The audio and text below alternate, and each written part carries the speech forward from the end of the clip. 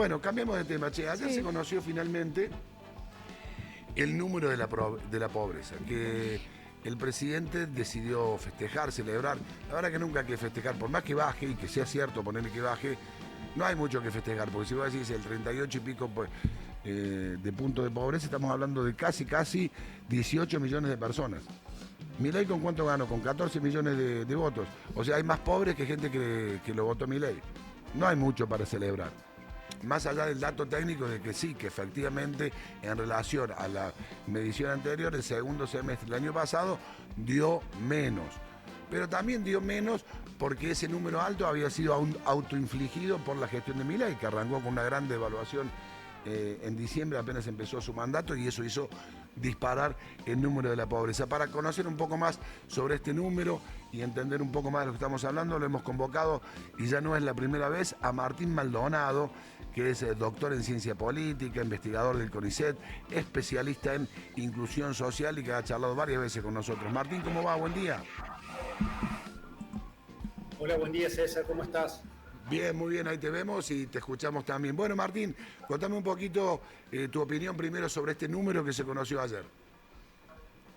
Bueno, en principio parece una buena noticia, sin duda lo es, pero recordemos que la medición de pobreza por ingresos, que es esta que reportó el INDEC ayer, no sirve en contextos inflacionarios. No, no sirve en contexto de inflación de más del 2 o 3% mensual, porque es distorsiva. Recordemos que lo único que hace es compara dos precios. Lo que están reportando hoy los diarios es la comparación entre dos precios. El precio de una canasta básica total y los ingresos, el precio que tienen los ingresos de la familia en términos monetarios. En contexto de hiperinflación, estos precios se mueven rapidísimo y no nos permiten hacer una apreciación real de la situación de pobreza, que es mucho más compleja, mucho más heterogénea y mucho más profunda. Por lo tanto, resulta un poco, si se quiere, en mi crítica constante a los medios, irresponsable decir que hay 5 millones más o 5 millones menos de pobres en 6 meses. ¿Cómo se entiende ese número, Martín, teniendo en cuenta que desde hace ya varios meses el consumo en la Argentina viene en retracción? Y el consumo incluye también lo que la gente compra en los supermercados, donde se compra los principales alimentos de la canasta básica. Bueno, justamente lo que estamos viendo ahora es una comparación de precios donde se ha desacelerado el aumento del precio de los alimentos y se han equiparado los ingresos, sobre todo de los sectores informales, que venían retrasados porque, recordemos, los precios de los alimentos se mueven rapidísimo.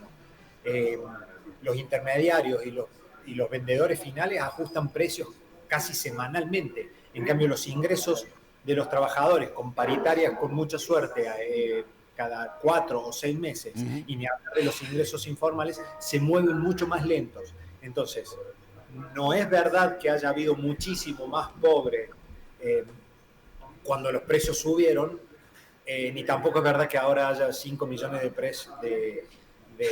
más de pobres cuando los precios se equipararon.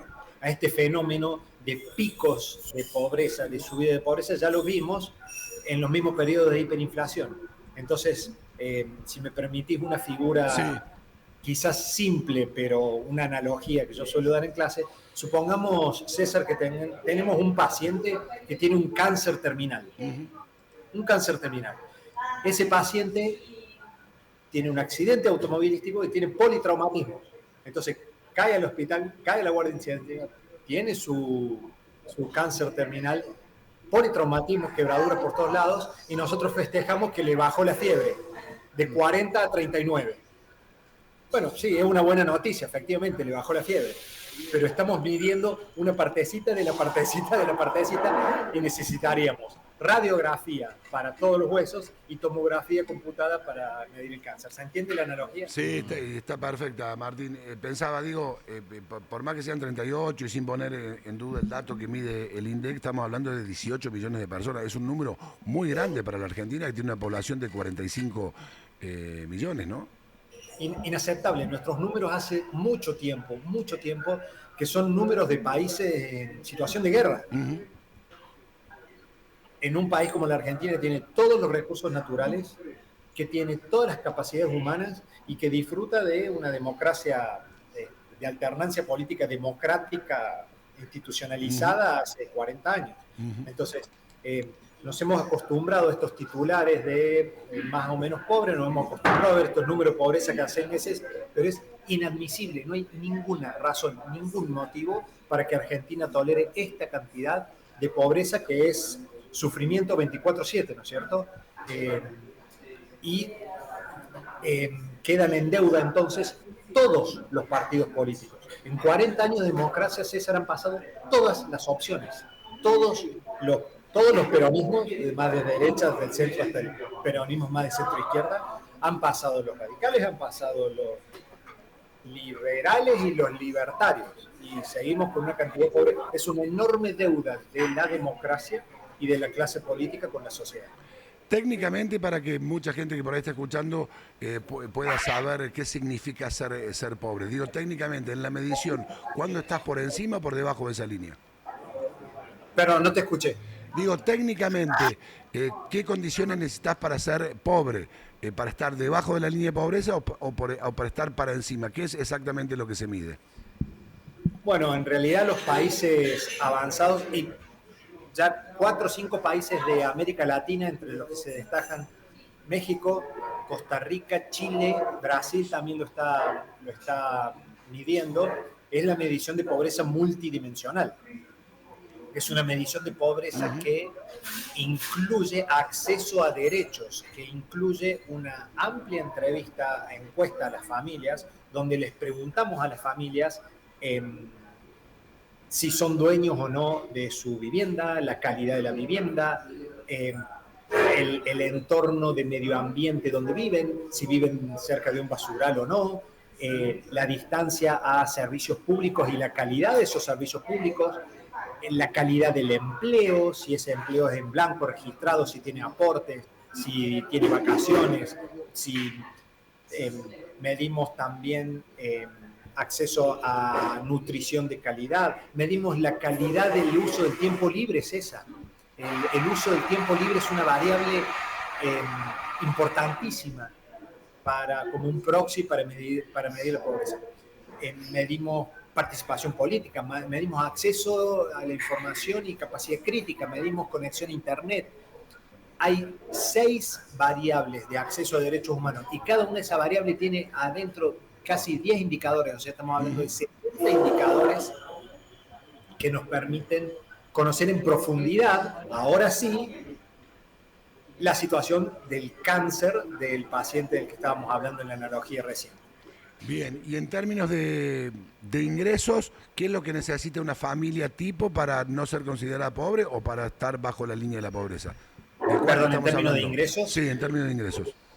1.070.000 pesos. ¿Por grupo familiar? Una familia de 4, o sea, ¿cómo funciona este número que vemos hoy en los diarios, César?